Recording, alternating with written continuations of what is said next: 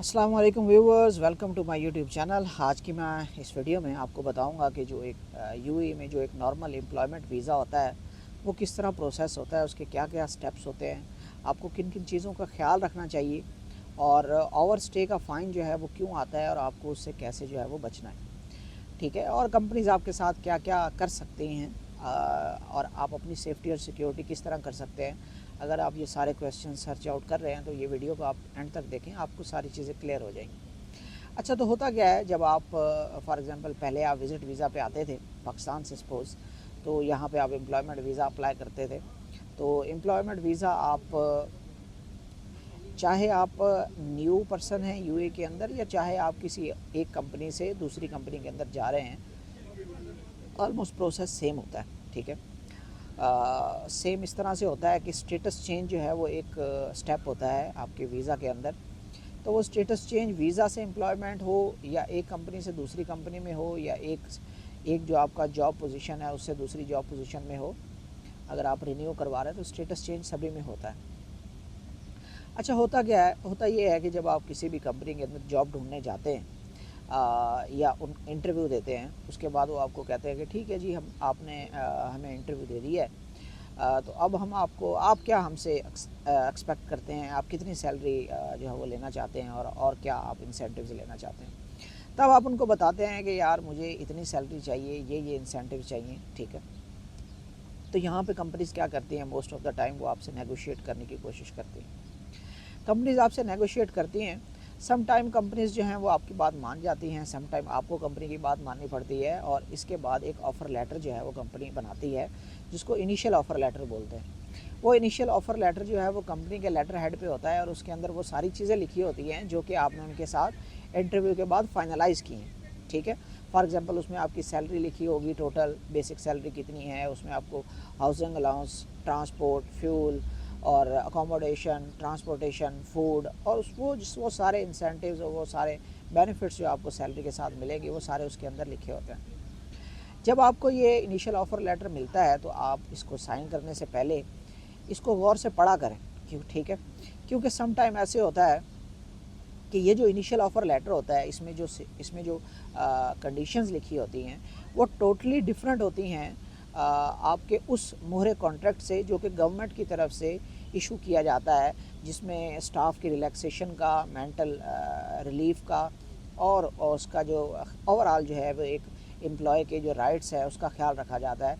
Companies जब वो initial offer letter बनाती हैं वो उसमें बहुत सारी चेंजिंग्स करती हैं, जिसकी वजह से चेंजिंग्स फॉर एग्जांपल वो ड्यूटी टाइम इंक्रीज़ कर देंगे, वो आपको हफ्ते में एक छुट्टी नहीं देंगे, महीने में 2 छुट्टियां देंगे। ठीक है, तो हर कंपनी अपनी अपनी हैसियत से, अपने अपने माइंडसेट के साथ, अपनी अपनी पॉलिसी के अकॉर्डिंग उस इनिशियल ऑफ़र लेटर के अंदर चेंज करती है, जो कि फिर आपको बाद में मानना पड़ता है। ठीक है, तो जब भी आप इनिशियल ऑफ़र लेटर को साइन करते हैं तो फर्स्ट पेज और सेकंड पेज दोनों को गौर से पढ़ा करें, दोनों की पिक्चर्स लें ताकि बाद में वो आपके रिकॉर्ड के लिए आपके पास रहे।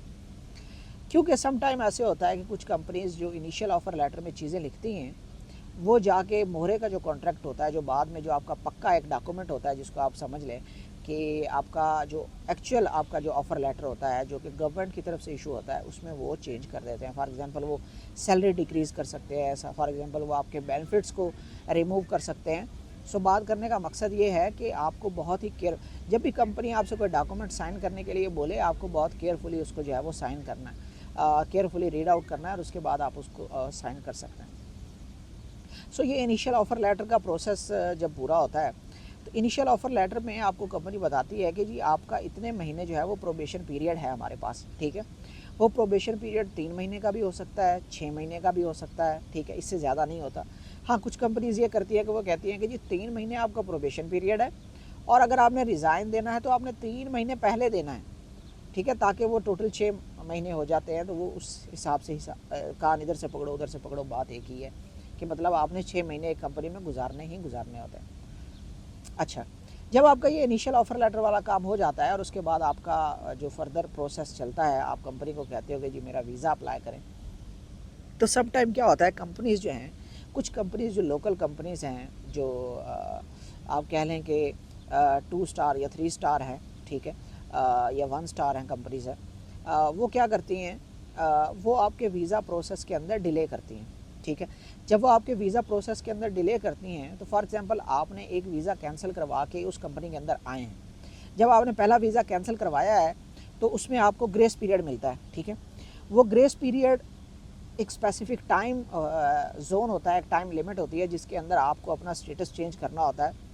और स्टेटस चेंज करने का मतलब ये है कि आपको वीज़ा अगला लगवाना होता है। अगर आप वो वीज़ा नहीं लगवाते उस ग्रेस पीरियड के अंदर, उस टाइम फ्रेम के अंदर, तो वो ख़त्म होने से पहले आपको कंट्री लीव करना पड़ती है। अदरवाइज़ आप पे जो है वो डेली बेसिस पे फ़ाइन स्टार्ट हो जाता है, जो कि यूएई लॉ के अकॉर्डिंग ऑलमोस्ट 50 दिरहम है आजकल की डेट में, ठीक है। तो एक तो जब भी आप किसी नई कंपनी के अंदर जाते हैं, हाथ पे हाथ रख के ना बैठ जाया करें कि जी अब मेरा offer letter, initial offer letter sign हो गया है तो अभी मेरा जो है वो मसला ख़त्म हो गया। हालांकि उसकी कोई वैल्यू नहीं होती अगर हम उसको कंपेयर करें जो कि गवर्नमेंट का ऑफिशियल जो ऑफ़र लेटर या कॉन्ट्रैक्ट लेटर होता है, ठीक है, जिसको मोहरे का कॉन्ट्रैक्ट लेटर बोलते हैं, मोहरे कॉन्ट्रैक्ट बोलते हैं जिसको। अच्छा, ये चीज़ें मैं आपको बता रहा हूँ, इसको आप नोट करते जाएं, लिखते जाएं, ताकि कल को ये आपके काम आएंगी। और आप इस वीडियो को जो है वो अपने उन दोस्तों तक भी शेयर करें जो कि यूएई में आना चाह रहे हैं या आएंगे या आने का इरादा रखते हैं, ठीक है। बहुत शुक्रिया। साथ में चैनल को भी सब्सक्राइब कर दें, बेल के आइकन पे भी क्लिक कर दें। तो होता क्या है, जब आप डिले करते हैं या आप नहीं बोलते या कंपनी डिले करती है तो मोस्ट ऑफ़ द टाइम जो है वो आपका जो प्रोसेस है वो फ़ाइन की तरफ चला जाता है। और जब 2 दिन 3 दिन आपको फ़ाइन हो जाता है तो जो मेरे भाई बेचारे ख़ुद ऑनलाइन चेक नहीं कर सकते कि मेरे पे कितना फ़ाइन है, मेरा वीज़ा कहाँ तक पहुँचा, एप्लीकेशन कहाँ तक पहुँची, उनको तो कंपनीज जो है वो उल्लू बनाती रहती हैं, ठीक है। लेकिन जो लोग पढ़े लिखे हैं या मोबाइल को यूज़ करना जानते हैं उनको चाहिए कि ऑनलाइन आईसीपी की एक वेबसाइट है, मोहरे की एक वेबसाइट है, ठीक है। ये 2-3 ऐसी वेबसाइट है जहाँ पे आप अपना रिकॉर्ड चेक कर सकते हो, वीज़ा की वैलिडिटी, आपकी वीज़ा एप्लीकेशन का स्टेटस, ये सारी चीज़ें आप वहाँ पे ऑनलाइन चेक कर सकते हो। अगर आप फिर भी जो है वो कहते हैं कि नहीं जी मैं तो अंधा हूँ, मैं नहीं चेक कर सकता, अंधा इन द सेंस कि आपको नहीं पता, सॉरी टू से, अगर आपको नहीं पता तो यहाँ पे यूएई के अंदर जगह जगह पे टाइपिंग सेंटर वाले बैठे हैं, ठीक है। उनके पास जाएं, उनको बोलें भाई काइंडली यार ये मेरा वीज़ा तो चेक करके बता दो कि मेरी कंपनी ने अभी तक मेरा वीज़ा लगाया है या नहीं लगाया, मुझ पर फ़ाइन तो नहीं है। तो वो क्या करेगी, वो कंपनी जो है वो आपका सॉरी जो टाइपिंग सेंटर वाला है वो चेक करेगा सिस्टम में, कड़कड़ करेगा, आपको बताएगा कि जी आप पे जो है वो 200 दिरहम फ़ाइन है। आप सर पकड़ के बैठ जाओगे कि यार ये क्या हुआ मेरे साथ, ठीक। तो वो हुआ कुछ नहीं, वो हुआ ये है कि कंपनी ने आपका वीज़ा प्रोसेस ही नहीं किया और आपका जो ग्रेस पीरियड था वो गुजर गया, ठीक है। समझ रहे हैं मेरी बात। तो ये चीज़ें आपने, इन चीज़ों का बहुत ख्याल रखना है। यहाँ तक तो हो गया प्रोसेस, ठीक है, यहाँ तक आपको चीज़ों की समझ आ गई, ठीक है।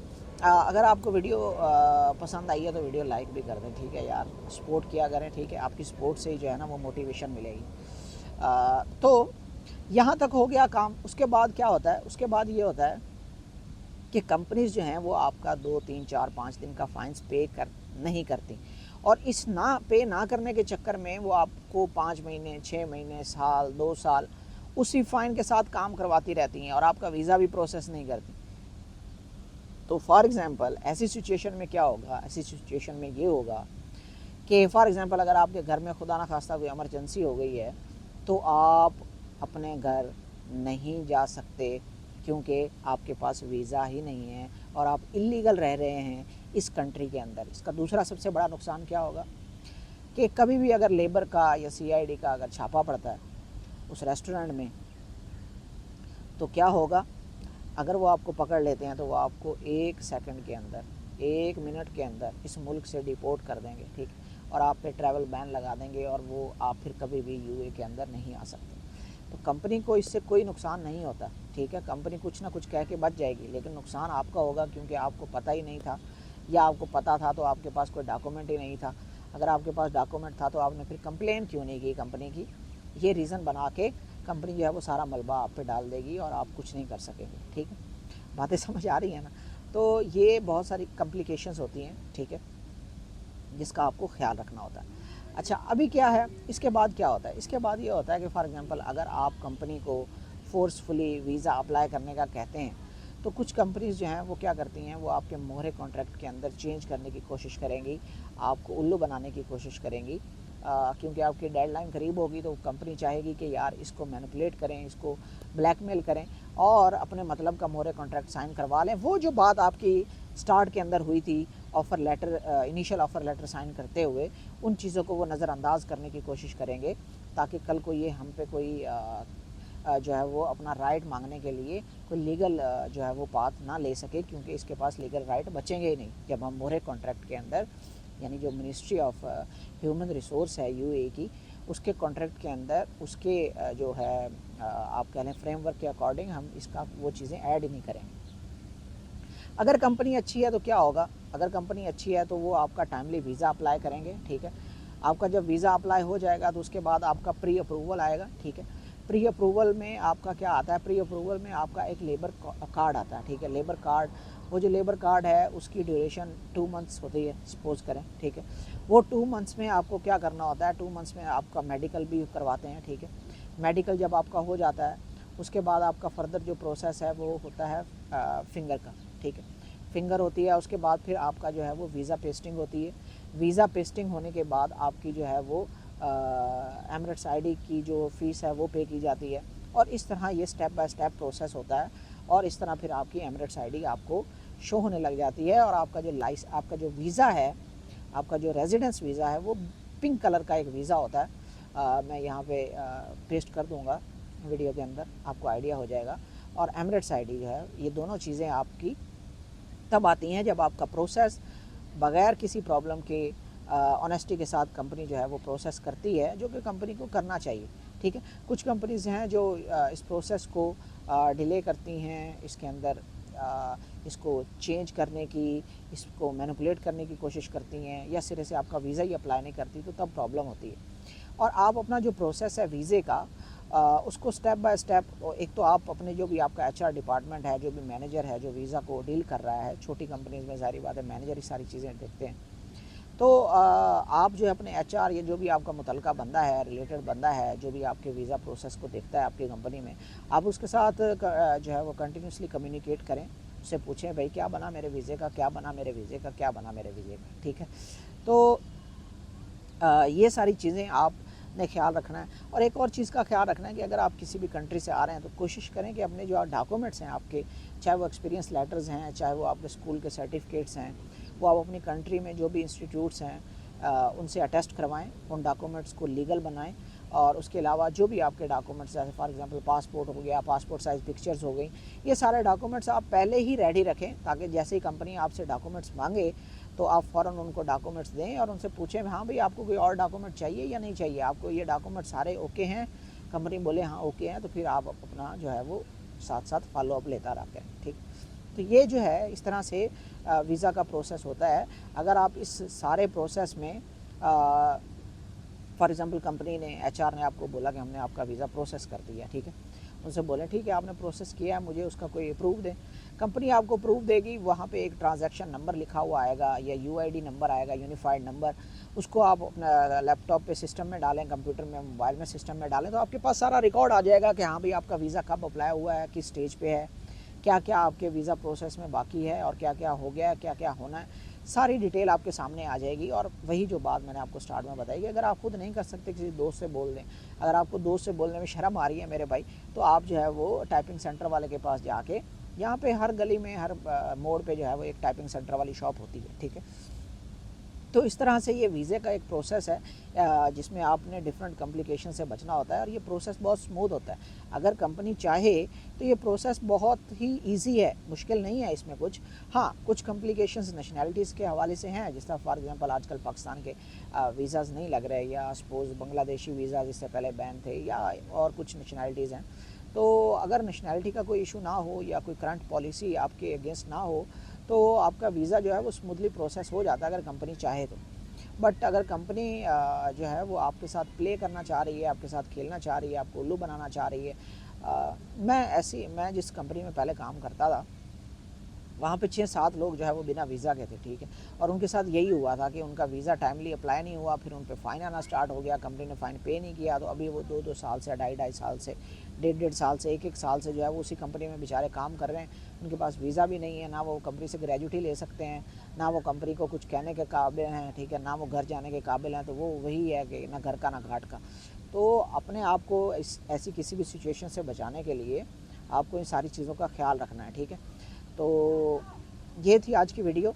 आई होप कि आपने इससे काफ़ी चीज़ें लर्न आउट की होंगी और आपको एक जो पूरा प्रोसेस है वीज़े का उसकी समझ आ गई होगी। हाँ, इसमें अगर कुछ स्पेसिफ़िक चीज़ें हैं जो कि आपको अंडरस्टैंड नहीं हुई या आप चाहते हैं कि मैं उस पर मज़ीद वीडियो बनाऊँ, तो काइंडली कमेंट करें और वीडियो को लाइक कर दें, तो मैं उस पर भी आपकी वीडियोस लाजमी बनाऊँगा। तब तक के लिए आमिर शहजाद को दीजिए इजाज़त दुबई से। इंशाल्लाह मिलेंगे खुशखबरी के साथ, मेरी जॉब के साथ, वीज़ा के साथ। तो तब तक के लिए थैंक यू, अल्लाह हाफ़िज़।